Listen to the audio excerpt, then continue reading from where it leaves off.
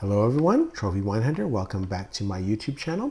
Today I'm doing a review of my experience in Singapore. I visited 3 wine shops, and just my general impressions and also some price comparisons to what we find in BC.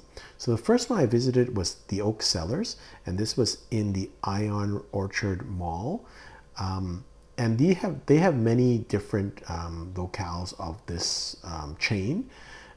They have a lot of high-end wines, and you'll see that all of them are in pristine condition. All of them have these label collectors or label sleeves. But what I find is that the wine knowledge of the people there that are selling the wines, they're not as friendly as in BC liquor stores, and I don't think in general their knowledge is as good and as passionate. So we're very fortunate in BC where when we go into a liquor store and we ask for advice, the product consultants are generally very good, very passionate. They've drank a lot of the wines and they have a lot of great recommendations. In these stores in general, I've found in Singapore that the wine knowledge is not as high, and they kind of will know some basic knowledge about vintages, but once you kind of get a little bit deeper, I don't think their understanding is as good as we find in BC liquor stores. But that could be just a generalization to the 3 stores that I have found. I'd love to hear opinions from people in Singapore. They have a lot of high-end product in this store, but I didn't see a lot of really value stuff. I didn't see a lot of entry-level wines. So I think it would be very difficult for people in Singapore that are wine beginners to learn, and so I think there's a great opportunity for education there. Just highlighting the wines that they had at Oak Cellars. Again, very pristine, but I found that as the trophy wine I guess went up, the price difference I think what we find in North America would also go up. So there's some pretty staggering prices here for bottles of wine, but they have a great selection. That's the other factor here. I did find some value in these shops, and particularly not in the highest end stuff, but kind of in the mid-priced Bordeaux. So I picked a bottle of 1998 Du Hart Milan for $263 and a bottle of 1998 Traplan Madot for $332. 1-to-1 for Canadian and about 0.7 to a US dollar. So I thought fairly reasonable prices. But again, I found that the very high-end wines were priced, I think, more than you would find at auction and more than you would find in North America. The next shop I visited was the bottle shop, and again, it has many different kind of locations around Singapore. It's the 1855 bottle shop, and this one was located in Suntec Tower. Again, good selection. This one had a little bit more. They had entry-level wines and they had more value wines than Oak Cellars, and I thought the salesperson was a little bit more knowledgeable. Whenever I go abroad, I like to do price comparisons to BC liquor stores. So this is a great comparable. This is Chateau Olivier Blanc. In BC liquor stores, it would be $60 plus tax, which is 15% tax. And here in Singapore, it'd be $84 if you're a member, and more if you're just a member of the public. So I guess it's more expensive in Singapore. This is a familiar bottle. This is the 2018 Double Diamond. This is not the Wine Spectator Wine of the Year vintage, but it sells in this 1855 Cellars for $168, and in BC liquor stores, although it's sold out now, it was around $114, $115 plus tax. Next comparable, this is Borno No Name, which is a fairly popular label. So in Singapore, it's $94, and here in BC, it's $49.99 plus 15% tax. So I hope this makes BC residents feel a little bit better.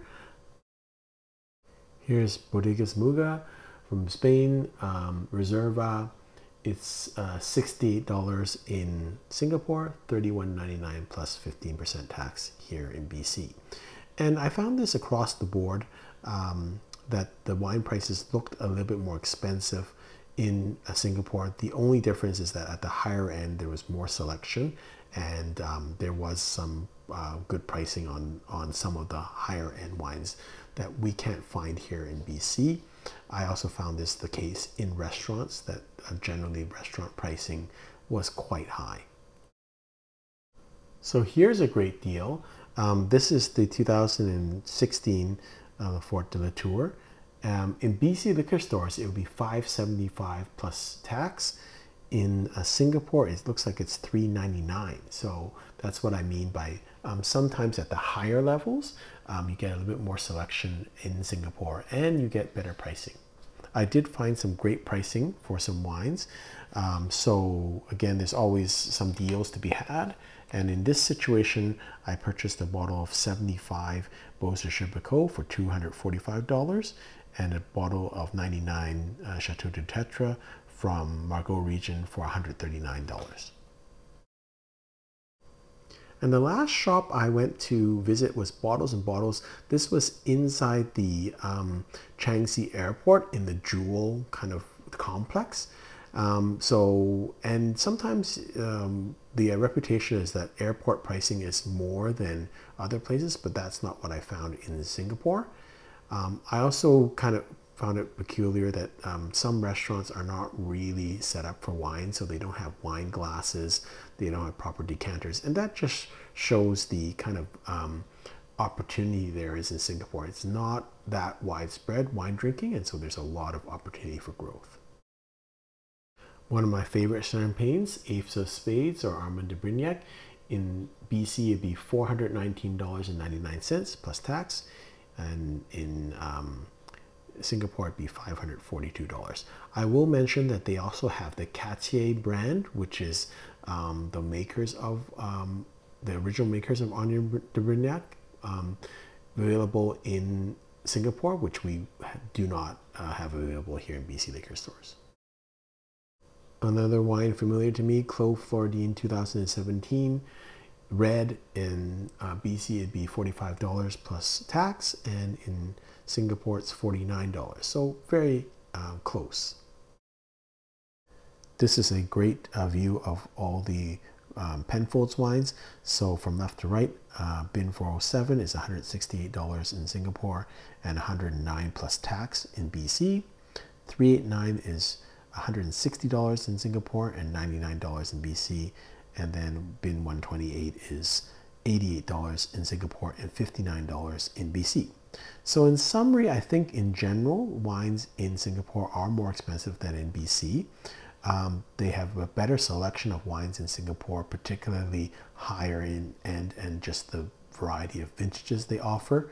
I think that the product knowledge is better in BC from the BC wine consultants, and that could be just limited to the stores that I went to, and you know, I love opinions from people in Singapore. So BC residents shouldn't feel as bad, because I guess Singaporeans pay even more for their wines. And it could be a number of reasons, but one of them could be it's just a new market, and it's still seen as any wine is seen as a luxury good. So hopefully with more understanding and more producers coming to the market, that will decrease the prices and give Singaporeans, particularly beginners, a lot more selection. Hope you've enjoyed this video. Until next time, happy drinking.